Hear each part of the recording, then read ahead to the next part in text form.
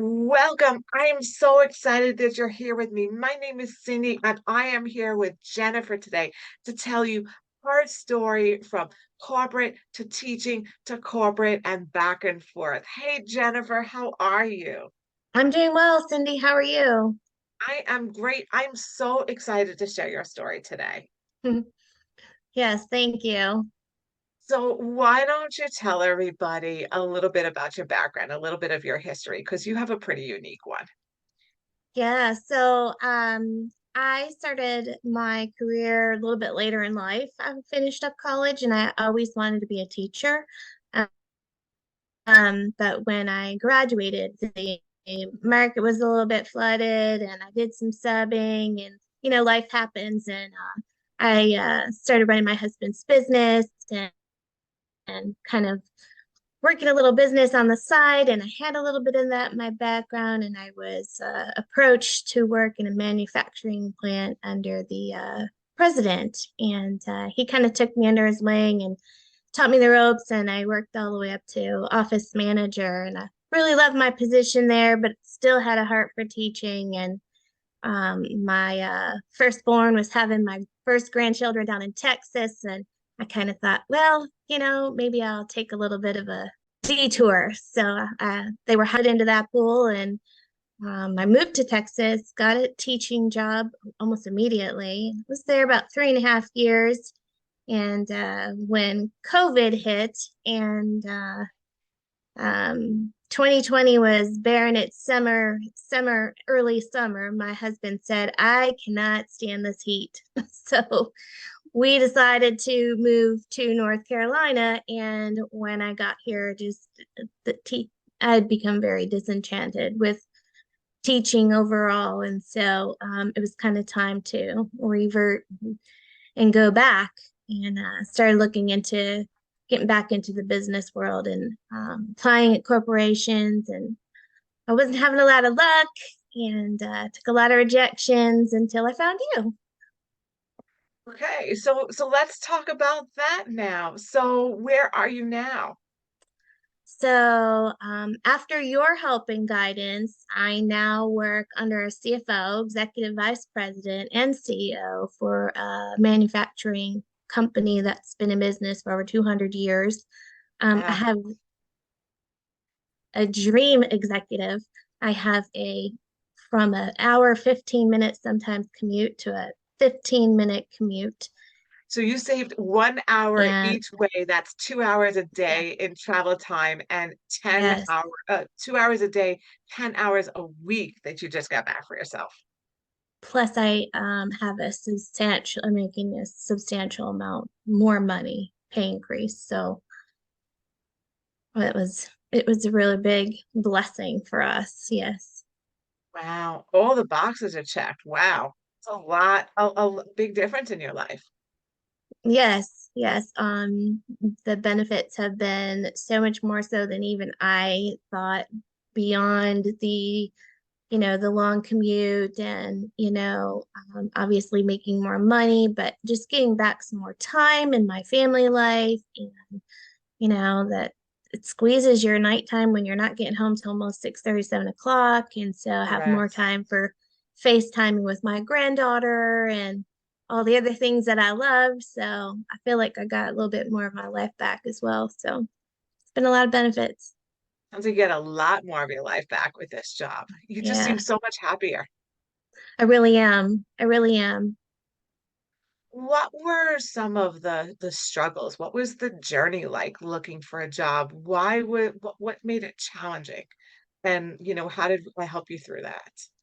Uh, well, I mean, I come from a day and age when you could just walk into a business, introduce yourself, or, I think every job I've ever had was probably a face to face or a word of mouth, or, somebody that knew me, or, it just looks a whole lot different these days. You don't get a lot of FaceTime, if any at all, and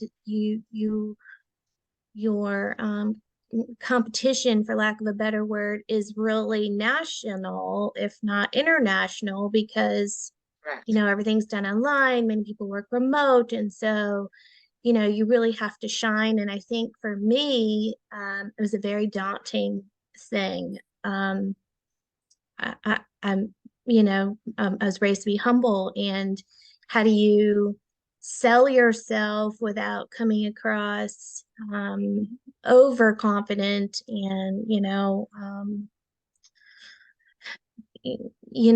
just it's a very fine it's a dance. It's a very fine dance, and I really struggled with that. And on top of that, I don't think that I really n- could put into words what I was capable of, or if I could explain my background or showcase that very well.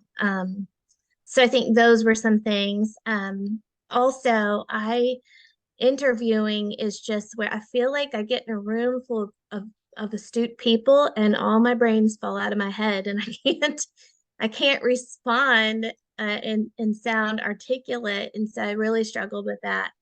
Like, those feelings of not thinking you're good enough, or I'm not the best person in the room, or all of those things I think that many people struggle with, just standing in my own way. And I really identified as a teacher for most of my life. That's what I wanted to do. I tutored all through school, even college. And so I felt like it was kind of my identity. And I think I was really stuck there. And you really helped me to, open my mind up, see, look, you've also done this, this, and this. And so really spending time focusing in on that and honing in those skills really helped me a lot. But a lot of things were standing in my own way, but mostly myself.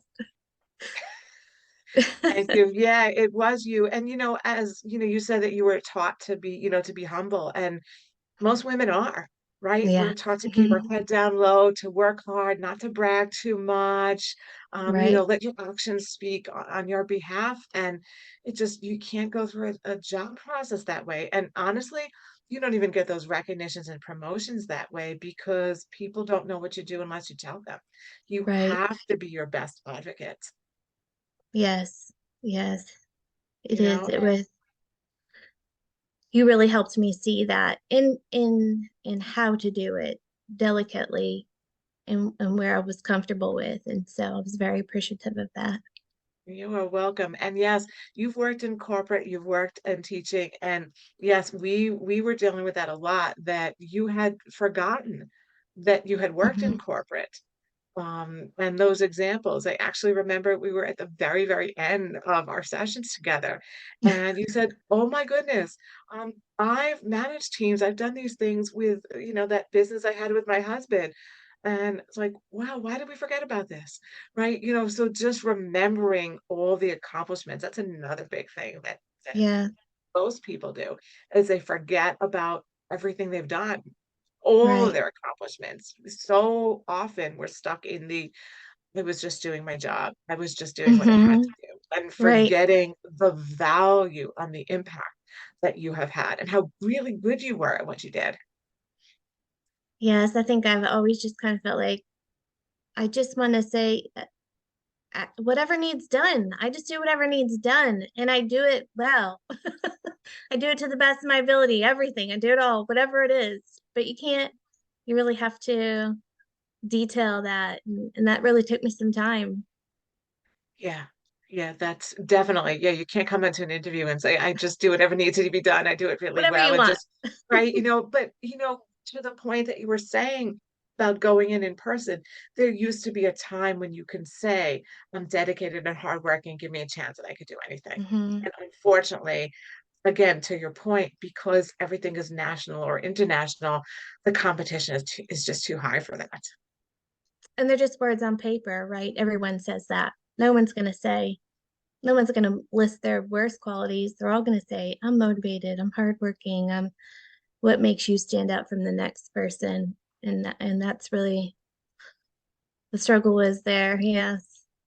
But look at what you've accomplished. How Yeah.